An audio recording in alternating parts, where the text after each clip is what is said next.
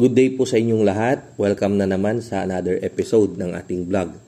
Ang topic po natin for today ay tungkol sa katanungan ng subscriber natin. Na kung saan ang kanyang katanungan ay paano daw ba maiiwasan yung mga mortality natin sa farm. Ayan. So, napakagandang katanungan. Ngayon lang natin to madidiscuss. Maraming salamat po sa inyong tanong. Para sa akin, meron tayong iba't ibang klase ng mortality.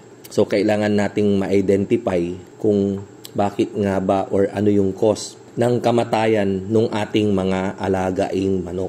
Kadalasan kasing nagkokos ng mortality ay yung tinatawag nating prolapse. Kaya nga po, palagi ko pong inuulit-ulit sa inyo na i-maintain po natin, sundan po natin yung lighting program. Napakalaking faktor po yan sa ating negosyo. So, kung ano yung prolapse, may mga video na po tayo yan. Search nyo lang po dyan, sa search box.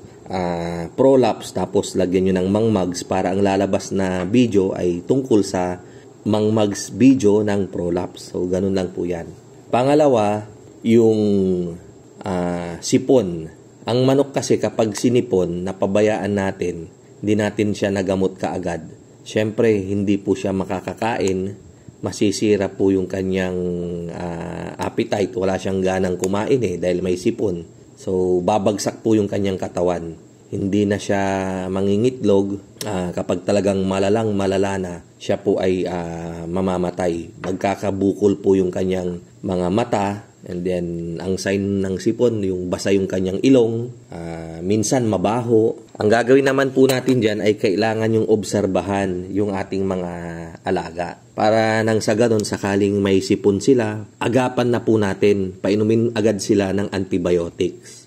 So, yung mga manok na galing sa akin, very sensitive po sila sa enrofloxacin na vitamins.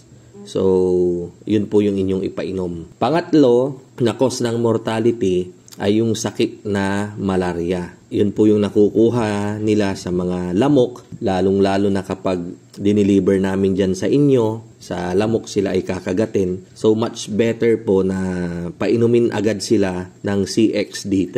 3 days in the morning. Dyan na rin po sa video natin yung mga kung anong oras magpapainom at kung ilang grams. CXD3 yung mabisa sa malaria. So, pang-apat na mga cause ng mortality, yung mga ibang sakit gaya ng napipilay. So, actually, matagal namang mamatay yung napilay na manok. Hindi na siya competitive, hindi na siya makakompete sa pagkain pag-inom ng tubig. So, kalaunan, mamamatay din siya. Ngayon, saan ba nakukuha yan? Ang sinasabi nila ay calcium deficiency. Pero kung minsan kasi, parang hindi rin ako naniniwala kasi yung feeds naman natin, di ba? Pag tinitimpla yan, talagang yung nutritionist, talagang nilalagyan niya ng mga calcium yan kung ano-ano nang sa ganun ay maganda yung kalalabasan ng mga alaga natin. Ayan. Although ang sinasabi nilang gamot ay yung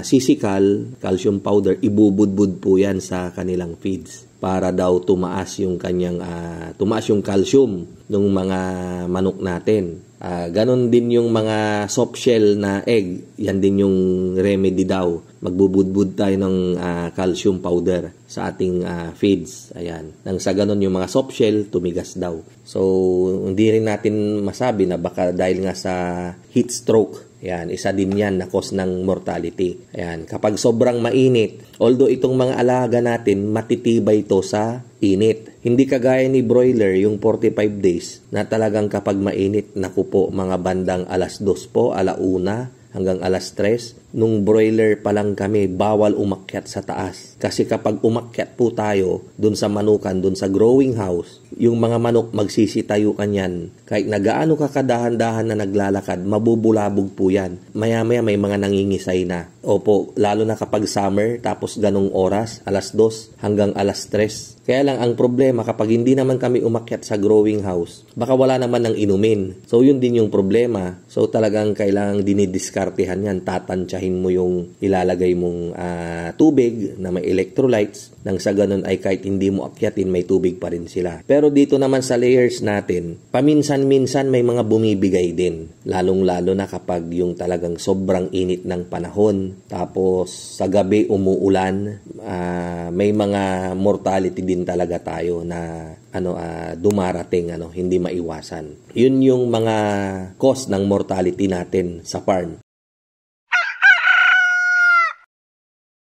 And then, idagdag ko rin siguro, lastly, may mga nagtatanong, Mang Mags, anong nangyari sa manok namin? Lalo na po kapag yung mga bagong deliver lang na mga manok, mga first timer, syempre nakakaaburido po dahil syempre hindi po natin alam, akala po natin baka kung ano na, di ba? Yung tumama sa ating mga manok. Ayan, biglang ano pong nangyari? Namatay po. Ano po? Baka may sipon ka kung ganun. Hindi, wala namang sipon. So So para tayong manghuhula, para tayong doktor na hinuhuli natin yung sakit, yung cause ng kamatayan ng manok. So hanggang sa dumating yung time, ito po, may mga predator din po kasi na pumapasyal, nagpupunta sa mga farm natin. Isa na po dyan yung sawa. Kadalasan po dun sa isang farm natin, sawa po yung aming kalaban. Yung sawa po, ang mangyayari, ipapasok po niya yung kanyang ulo and then bibigkisin niya, lilingkisin niya yung manok, ilulunukin niyang pilit yung manok natin. So ang mangyayari, sasakmalin niya, nasa kanyang loob na ng kanyang katawan. Pero ito po yung problema. Kapag ginanon niya na yung manok, hindi na po siya makakalabas doon sa cages natin. Siyempre, nilunok niya na yung manok, lumaki siyang lalo. 'Di ba yung manok nga natin hindi makadaan eh. Yung ahas pa kaya na, yung sawa pa kaya na may nilunok siyang manok. So ang mangyayari kapag hindi siya makalabas, iluluwa niya po 'yan. Andun pa lang siya sa dibdib, iluluwa niya na po 'yan. Ngayon, ang identification ng isang manok na inatake ng sawa, pansinin niyo po, yung kanyang mga ulo, yung mga balahibo niya rito sa leeg, basa po. Yun po yung salayba kasi, yun yung laway ng ahas. Kaya kapag ganun po yung inyong nakita, malamang may sawa po dyan sa inyo. Yung iba po, daga, pusa. Yan. So kapag pusa naman, yung ulo ng manok ninyo ay wala. Aalisan nila ng ulo yan, parang papatayin lang nila. Yung mata, kakagat-kagatin. So same with daga. Ganyan yung mga makikita ninyo na kapag pusa or daga yung dumali. Sana nabigyan ko po kayo ng idea, dagdag kaalaman na naman tungkol sa topic natin for today. Kita-kita po ulit tayo sa mga susunod nating vlog. And then, mag-comment lang po kayo sa inyong mga katanungan at sisikapin po natin itong sagutin sa abot ng ating makakaya. Yan. So maraming salamat po. Mabuhay po tayong lahat and God bless.